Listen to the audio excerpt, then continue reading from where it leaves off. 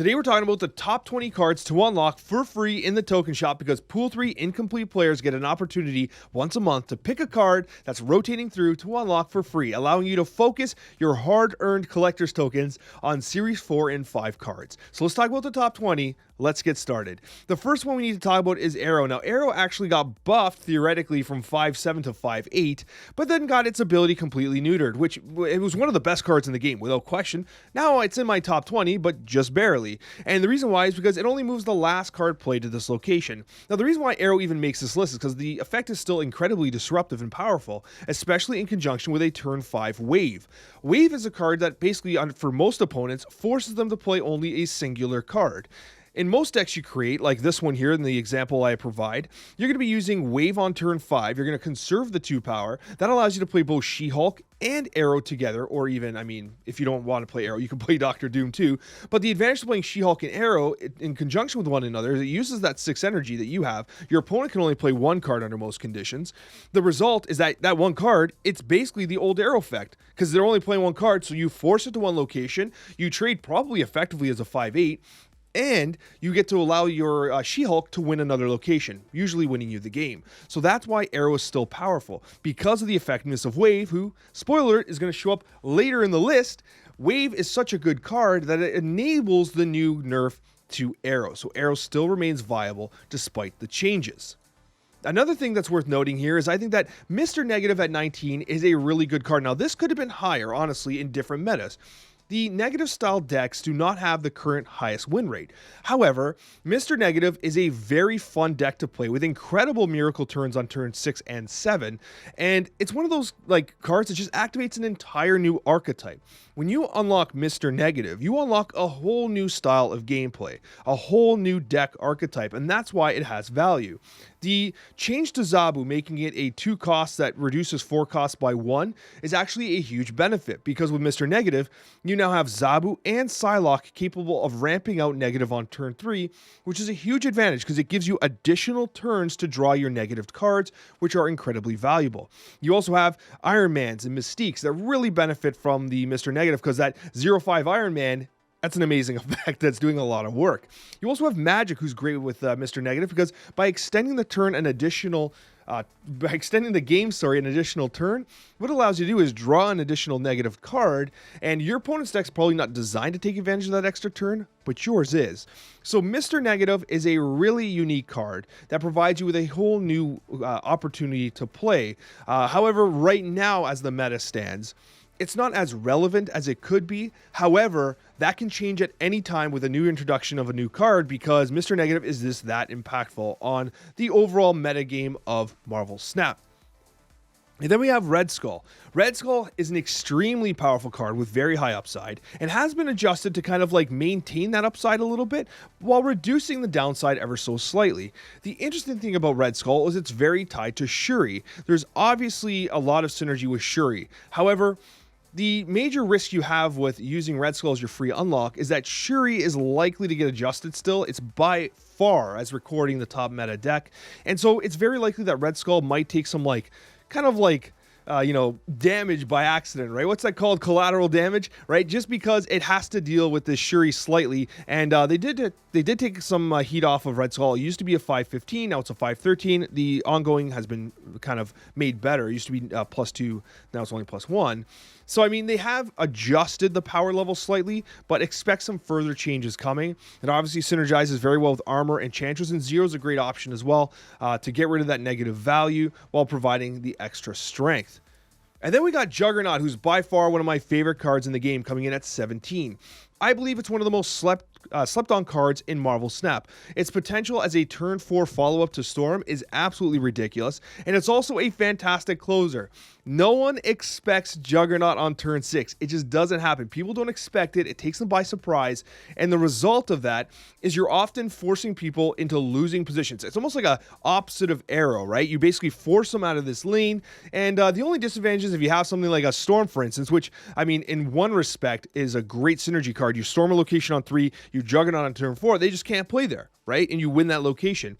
The other side to that is if you storm and then you Juggernaut on turn 6, you can knock something into that stormed location, right? So that's the other side. It works really well with Daredevil if you want to force someone out on turn 5. Silver Surfer is excellent. Sera with the Silver Surfer Sera base list is great. And Kingpin is kind of an honorable mention, a little clunkier here. But if you knock something into a Kingpin lane on turn 6, it does get destroyed. And as I said, we have the Juggernaut example here, which is going to be a Silver Surfer list. That's where it's most commonly played. But honestly, Juggernaut is just a really good card. And quite frankly, it takes everyone by surprise whenever it hits the board. Destroyer is a beta favorite. Destroyer was absolutely instrumental to the meta moving in from beta into the launch. And the ongoing Destroyer, which is kind of like what you're seeing here, was a staple for a long time. It kind of came down ever so slightly in power level as kind of new decks start to emerge, but overall still a very viable list. Destroyer creates a whole new archetype and actually can be used in other Destroy archetypes, especially with the addition of the new card Nimrod.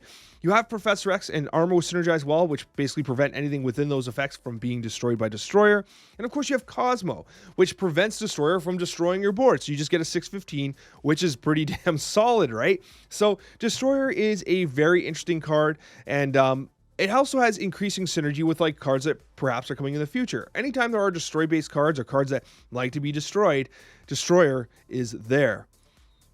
Now, Thor is interesting at number 15 because it's really kind of dependent on the value of Lockjaw. Now, Lockjaw we're going to talk about later, spoilers, but Lockjaw is one of the best archetypes in the game. Lockjaw is an incredible card, and as a result, Thor and his Mjolnir is actually a fantastic combination in conjunction with Lockjaw, and overall just a very reliable 3-cost card. It synergizes really well with a number of different cards. You have obviously Lockjaw, which you can basically play Mjolnir into for free, give Thor the buff, and then actually cycle a card through Lockjaw, which is great. You have Wasp and kind of like working wonderfully with Lockjaw as well. And of course, Wasp, Lockjaw, but Wasp and Mjolnir are 0-cost cards working wonderfully with Jane Foster, right? So like you get a lot of additional synergy here, and any Lockjaw deck really benefits from Sunspot as well, because you have the option of playing Sunspot into the Lockjaw. You can hold the power and kind of like you have so many options, and that's fantastic. Also, if you draw Mjolnir on turn 6, you don't have a big turn 6 play. Sunspot uses that energy as well because Mjolnir's free, right? Just takes up space. So here's a Thor example. It's a classic Lockjaw based list, very light on the front with Wasp, Sunspot, no 2-drop, and then basically what you do is you just run heavy cards to take advantage of that Lockjaw and the Dracula and Jubilee and whatnot, right? So Thor's a really interesting card that I think is worth picking up, especially if you like the Lockjaw style of gameplay.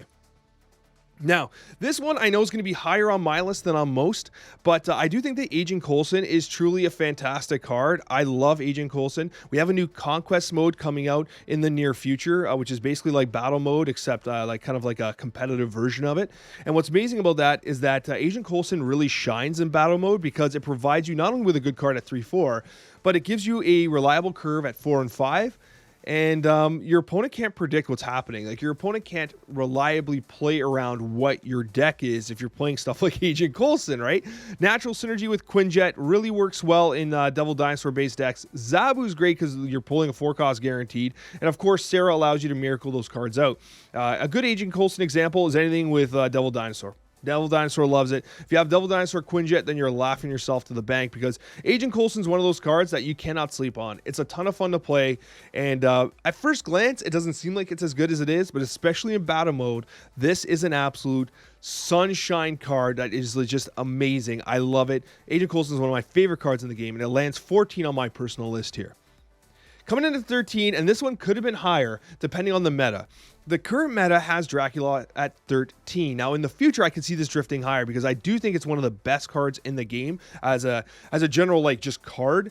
It's super reliable. It doesn't care about Jotunheim. It only really cares about Magneto pulling it around, but outside of that, like, it's very hard to deal with. You can't Cosmo it. You can't Enchantress it. It just sits there waiting to put up points, and it's very likely to hit your Infinauts and your Apocalypses, which gives you additional discard synergy. And of course, like Chavez is great because on turn 6s you can have Chavez played down with Infinite in your hand and guarantee that Dracula hits the Infinite. MODOK clears your hand. So discard-based examples with Dracula are just a ton of fun to play. And Dracula has a unique effect of basically really scaring your opponent, because while Dracula's sitting on the board, like, they have no idea what it's going to hit. And if your experience is anything like mine, it's going to hit Infinite. That's a 420 every single time, right? 60% of the time, it's Infinite every time, right? So anyways, I think that Dracula is a fantastic card, especially if you like discard. If you like discard, this is like number one, right? Like, it's that good at that specific archetype. And it's really activated by MODOK. So if you don't have MODOK yet, then maybe this drops down, like you don't really buy Dracula. Still, though, a very good card. Coming in at 12 is a personal favorite, and this is Daredevil. Now, admittedly, I feel like I put Daredevil a little higher than most people, so bear that in mind. Again, personal list, my opinion. But I do think that Daredevil is a really awesome card with a very unique effect in Marvel Snap. It's a card that you find yourself, like if you're early in Pool 3 and this is the free one you get, you can slot into so many different decks. And I mean, you're able to use Hobgoblin, which is Pool 2, Professor X, Gamora. These are all cards you have, right? If you're in Pool 3, you have these cards, right? You don't have Spider-Man, no, but like, you're able to use Daredevil really early as a free unlock. So that's kind of why I drifted higher, honestly. But like, it's also just a great card. Like, having information in Marvel Snap is incredibly useful. And Daredevil, that is exactly what it does. It gives you information about their turn 5. Your snap on turn 5 is like just completely soul shattering for your opponent, because you know what they're doing and you can respond to it, right? So I really do like Daredevil. I think he's a card that allows you to climb pretty consistently in the meta, just because that information is so powerful. And that turn 5 snap is that much more impactful. So I really do like Daredevil. I think he's worth picking up, especially for relatively early in Pool 3, because of the quality of the cards you can use right off the bat. What would be a list without Death? Now, coming in at 11, I think that Death is a very interesting card. It's extremely powerful. Death Wave is legit one of the best combos in the game and has been for some time. It combos with cards like Killmonger, Carnage. Yondu right off the bat destroys a card, drops the kind of like the cost of death right off the bat on turn 1. It's a great card. It's just a fantastic card. If you like playing Destroy and you don't have Death, like, it's just hard to play that archetype. Death slots into almost every single Death or Destroy based deck. It's that good. So at number 11, again, this is like Dracula. If you like playing Destroy, this card flies to basically number 1, because like, it is the Destroy activating card. Like, it is the one that gives you the turn 6 play that makes it so powerful. It's susceptible to Leech, but outside of that, damn, this card is good, right? It's a fantastic card and worth picking up at 11. Zero. I really like Zero. Now, Zero is one of those cards I think kind of scares off new players with its ability of like removing abilities from your next card. So like, how many cards do you really want to remove abilities of, especially from turn 1? Well, you got Ebony Maw, which you get in Series 2. You got Titania, which is a Series 3 card. Lizard, which you all have. And then you have Red Skull. These are great options. Right off the bat, you have, turn 1 Zero into turn 2 Titania and whatever else. Turn 2 Ebony Maw. Turn 2 Lizard. These are great options, right? It's fantastic. So Zero continuously impresses with what it's capable of doing in terms of deck building. And it's also a 1-3, which isn't so shabby. Like, Hawkeye has to earn his 1-3. Zero's just like, LOL, I'm 1-3, right? While also providing tangible benefits to some other cards. Honestly, Zero is probably one of the most slept cards in Marvel Snap, especially for players new to Pool 3. Like, you say, like, Zero, do I really want it? It's damn good. Seriously, Zero's a fantastic card and worth picking up if you see it in your shop. At number 9, Patriot's one of those ones that I feel like I have too high, honestly. The reason for this is, like, I was like, do I really put Patriot at 9? Like, I feel like it could be, like, maybe in the 15-20 range. It should be in this list, but I move it to 9 because I know that you guys watching are really interested in Patriot. I know that there's a lot of love for Patriot. This particular playstyle is one that as a content creator, I get asked about Patriot nonstop from new players. So I know you guys really want to play Patriot. So for me, it drifts it a little higher. From a power standpoint and meta standpoint, Patriot's still relevant, but like, it's not like as meta defining as some of the other lists. And as soon as you drop Misty Knight, like, your opponent knows what you're doing. Like, you drop Misty Knight on turn 1, they're like, okay, they're playing Patriot, because you never play Misty Knight otherwise, right? So Patriot is kind of really choreographed. Like, you really kind of showcase that you're playing Patriot like near immediately, like with your Shocker turn 2, your Misty Knight turn 1, a Cyclops, right? This all changes with high evolutionary, by the way, but whatever, I digress. We're not there yet, right? But ultimately, it also has great synergy with Ultron. Here's a Patriot example, classic Patriot, right? You got the Mystique Patriot. But ultimately, it is a really good card. It's fun to play. It activates a whole whack of cards you're probably never playing in Pool 3 until you get Patriot. Like, you're not just playing, Misty Knight for fun in a zoo list, because why would you do that, right? So you're not playing Abomination or the Thing. It's Patriot you're looking for. So it does activate a bunch of cards you might be interested in, and therefore it does drift off a bit. But admittedly, number 9 is a little spicy for me. But I do think that this is where this is one of those cards that I think people are really interested in, and I'm just going to give you permission. Like, it is good to buy. If you want to get Patriot, you definitely can. Number 8 is Lockjaw. Now, talk about meta defining. Lockjaw is all over the place right now. And it activates a whole new archetype, similar to what I mentioned with Mr. Negative, right? Like, it wouldn't seem like it, but this card, it's a whole different archetype. It's a whole different gameplay. Again, look at the example. Again, very light on the 2s. It does not have a straightforward curve. Very top-heavy deck. And it's one of those cards that honestly is so fun to play. Like, great synergy with Wasp. You can play Wasp on turn 3 in conjunction with Lockjaw. Jubilee on turn 4 basically brings in 2 cards. The Jubilee card, then Jubilee gets swapped in as well. You got Iceman. Leech is great because you play Leech into the Lockjaw. It's a low tempo 5 energy play. You put it down, and then what happens is it leeches, then rotates a better card out. Mostly anyway. But ultimately, I think that Lockjaw is a great card, really meta defining right now, which rises it on this list. But even if it wasn't defining the meta, it does activate a brand new archetype in this Lockjaw casino style kind of archetype. And it goes even higher. If you have someone like a Thor, if you unlocked a Thor, then like this comes top 3 for you, especially if you're early in Pool 3 and like you're still trying to figure out like what you can even play. Number 7 is Magneto. Now, the reason why Magneto is so high for me is because it's a 6-drop that honestly can be like any deck. It just is a fantastic 6-drop that like literally can go in almost every single deck in Marvel Snap.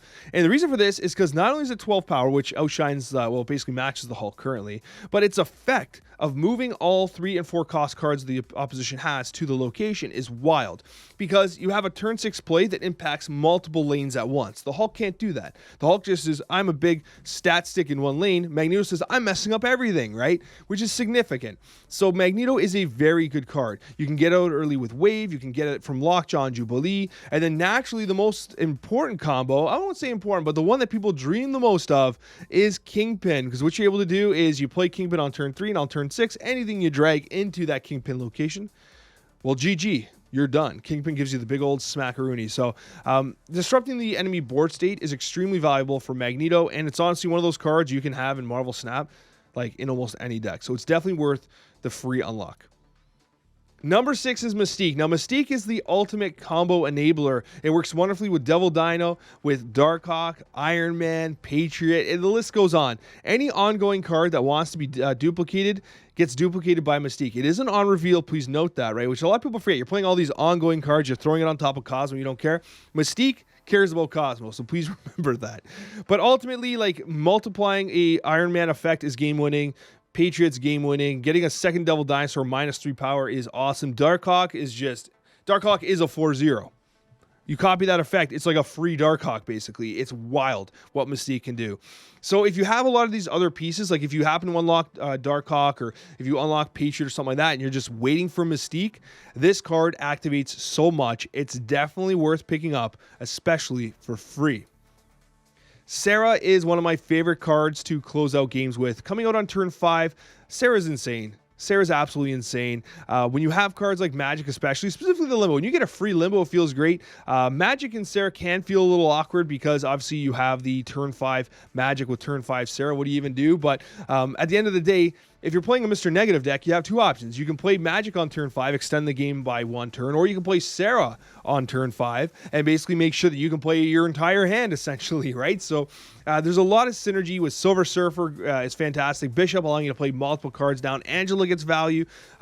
Sera's one of those cards, honestly, that just is great. It's always on the cusp of being completely meta-defining, and I really like it. I really like Sera a lot, and it's one of those cards that, honestly, it's 5th on the list. It could be number 1 at some point. Like, the meta shifts a bit, and this card's the best card in the game. It was the best card in the game for some time and had to get nerfed from a 5/5 to a 5/4.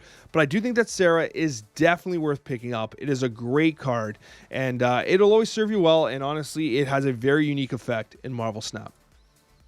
Electro is one of my favorite cards in the game, so possibly some personal bias here in my list. Surprise, surprise.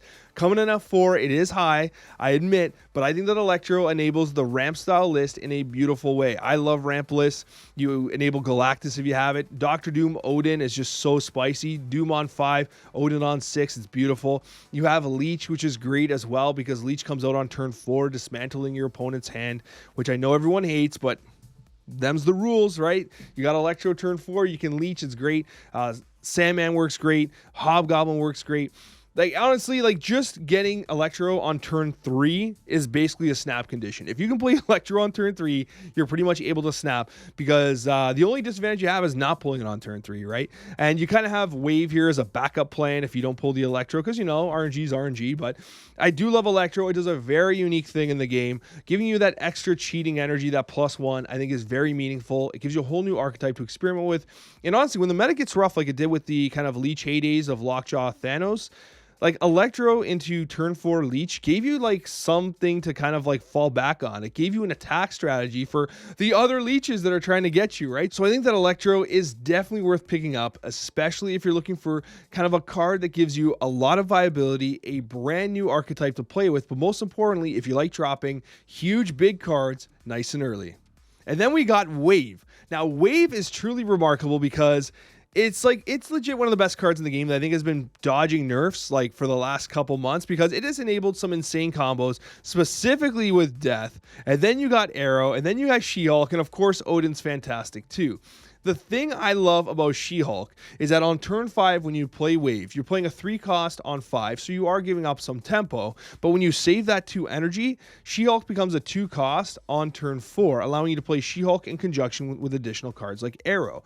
The nice thing about Aero is that if the opponent can only play a single card because it costs 4, Aero is guaranteed to pull that exact card, right? There's no playing around it unless they have Death, who benefits from Wave as well because it hits -4, and as long as you've destroyed 4 cards, Death is literally played free. So the Death wave of basically having a turn 6 where you basically play SheHulk because you've saved 2 energy on turn 5, you play Death itself, which is great, and in addition to another card like Aero, it's ridiculous. Like, it is so hard to compete with Death Wave on turn 6, and that's why the Sandmans and the Leeches have to exist because of this type of combo.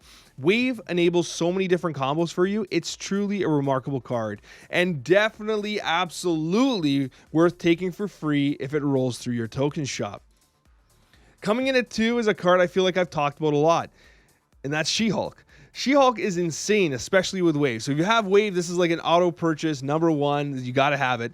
But ultimately, SheHulk is an absolutely excellent card. Its ability to basically allow you to curve out better by kind of utilizing that energy that you've kind of reserved, maybe feeding that Sunspot and using that Sunspot fed energy to basically play that SheHulk nice and early is amazing. Lots of additional synergy with something like a Moon Girl, by the way, which I did not include because the Death Wave is just way too good. Like, Death Wave is such a good combination. It had to be spoken about. The SheHulk example that we have here is basically your classic Death Wave, even with a Deadpool splash as well. But honestly, SheHulk is an incredible card. Absolutely worth picking up without question. If you see it kind of cycle through and it's free, you take it because it is an absolutely unbelievable card in Marvel Snap. Which takes us to #1, which for me is Doctor Doom. Now, the reason why I love Doctor Doom and why I think that everybody should happily take Doctor Doom when it comes up in that token shop rotation is because Doctor Doom is like the ideal turn 6 play for most players. Like, it is like a kind of card that, you know what, like, I don't know what to put here. I'll just put Doctor Doom. Like, if you are a brand new player, if you're a relatively new player to Pool 3 and like you don't have a full collection yet, Doctor Doom answers so many problems. Like, it's a very reliable turn 6 play. If you have Electro, you can basically play Doom on turn 5 and then Odin on turn 6, and there's just power everywhere, all over the board. It's an incredible combination. Natural synergy with Wong, who ironically fell off the meta. Ebony Maw is great because, like, you play Ebony Maw to 1/7, and then Doom just reaches into that location multiple times with that Odin. The Doom bots get buffed from the Patriot, which is honestly a really neat effect. So if you don't have Ultron, you can actually play Doctor Doom. But Doctor Doom impacts multiple lanes, right? It's one of the few cards that impacts multiple lanes on turn 6, kind of like Magneto. But ultimately, like, it's just a great card. It's 15 power spread across the board, which you might not always want. But honestly, it's very rare that Doctor Doom's not a great choice. It also allows you to access locations that you can't play in, whether they be Stormed or Sanctorums or whatever, locations that you can't just play a card in. Doctor Doom can get there, right? So there's a lot of opportunities where Doctor Doom is simply the best card for you.